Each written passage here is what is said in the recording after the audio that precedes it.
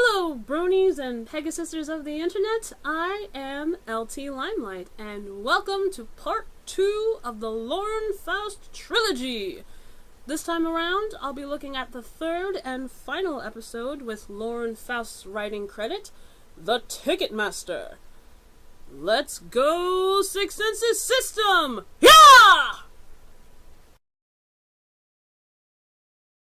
When Twilight Sparkle receives news that she's been invited to Equestria's biggest shindig, the Grand Galloping Gala, she couldn't be more excited.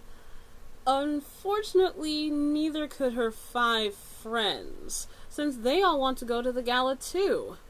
And even more unfortunately, Twilight only has 1 extra ticket, so the game is on for who will ultimately be her +1.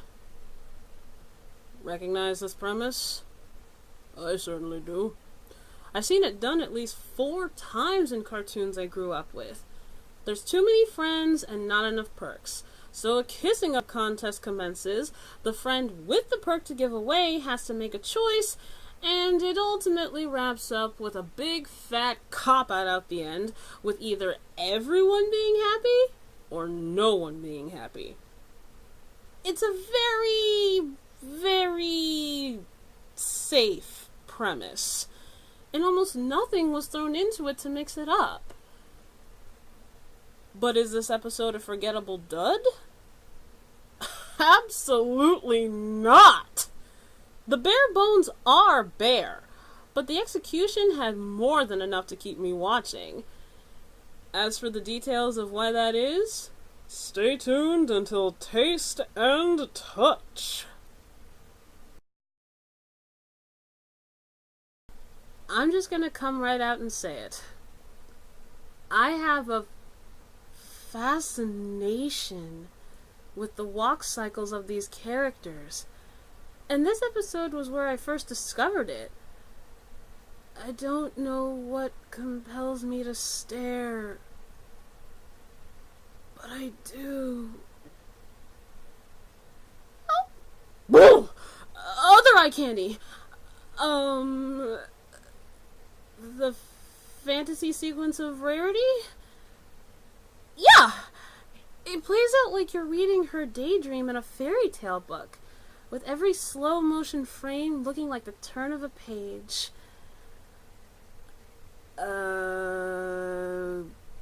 What else? Ah! Go away!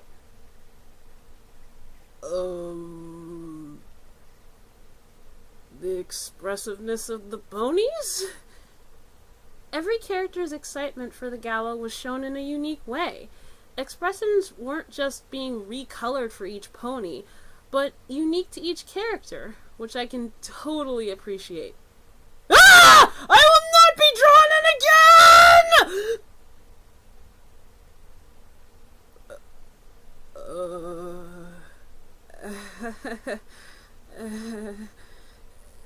Negative stuff? This is both adorable and extremely creepy. And I could have lived without the close-up shots of Twilight's growling stomach. Also, is it just me, or are all the ponies on this show part giraffe? Ah! Moving on! Well, hello, Twilight Sparkle. Nice of you to arrive. Seriously, I don't know what happened between the premiere and this episode, but it sounds like Twilight Sparkle is coming into her own as a distinctly voiced character of Tara Strong. There's still a little shakiness with the performance in some scenes, but I actually chuckled a little when I heard Timmy Turner's voice come out of a frustrated purple unicorn. The range Tara gave for Twilight in this episode was amazing, with 2 standout types of delivery. Twilight, it's raining. No, really? Deadpan Twilight is best pony. And whenever Twilight needed to be conflicted and upset, I could hear every ounce of worry and fear and frustration in her voice. And I'll talk about my favorite instance of that in Touch, but just know for now that Tara Strong as Twilight is definitely beginning to grow on me. Negatives? Pinky, can you just not sing alone until season 2? Please? Another teeth-grinding worthy song from Pinky? And this one has even less substance than the first one we got! At least that one served an actual purpose and had lyrics that didn't feel repetitive! This song is about how Pinkie Pie likes parties. Great! What an in-depth exploration of her character! I never would have guessed that Pinkie Pie likes parties!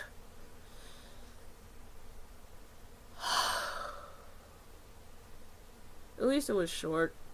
And thankfully, the adorable song Pinky sings to convince Twilight to give her the extra ticket, and the awesome bluegrass-style Benny Hill theme more than made up for it.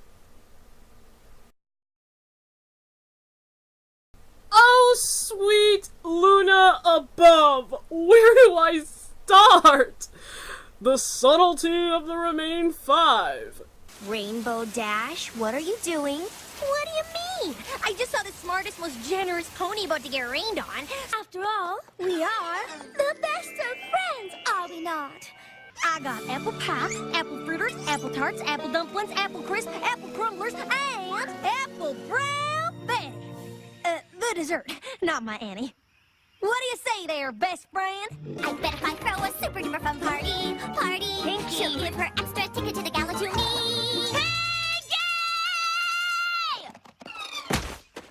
This little scream.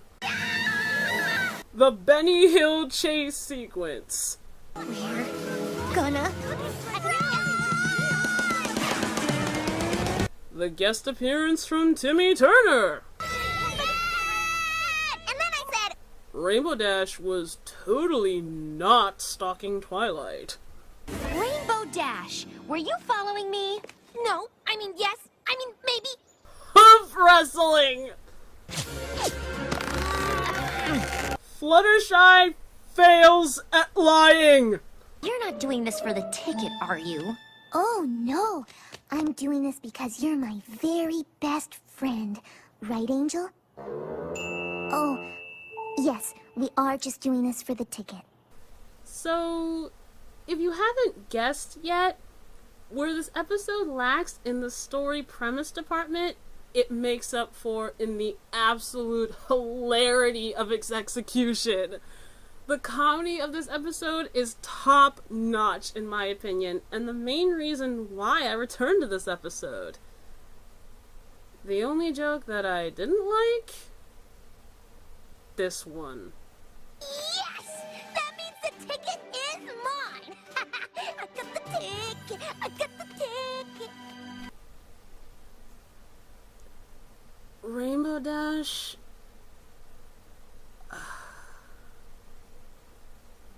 Why are you the fan favorite? You're kind of a jerk. Wasn't enough to ruin the episode's humor, though. And besides, this episode has another strength in its execution. I can't decide, I just can't decide! It's important to all of you, and I just can't stand to disappoint any of you, and giving me gifts and doing me favors won't make any difference, because you're all my friends, and I want to make you all happy, and I can't! I just can't! This scene just...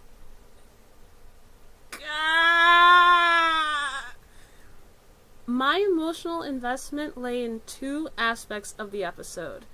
Twilight's conflict leading to this confession, and the remaining five's developing friendship with each other.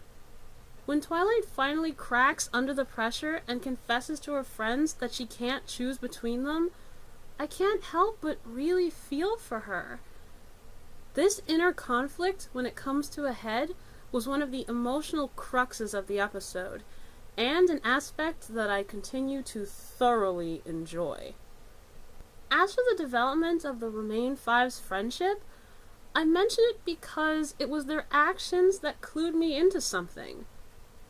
The Remain Five are all friends with Twilight, but not with each other. After seeing the error of their ways and apologizing to Twilight, however, I can already see the seeds being sown for all the main six being friends with each other, and not just having Twilight as their common friend. But only time will tell.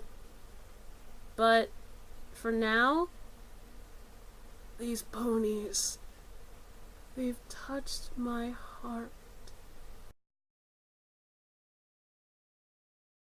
This episode is an instance of building onto a premise that's been done, but still making it enjoyable. The reason why it works for me is because I've never seen this scenario with these characters, so it makes a tired story seem fresh and new, though you can guess what's going to happen on a structural level. So, for being entertaining despite lack of an original or groundbreaking premise, I'm gonna give the Ticketmaster an overall score of 7 out of 10. I think this is actually a good lead into the following episode's stories, and I'm looking forward to seeing the development of all the main six's friendships. So, until next week, this is LT Limelight saying, shine on.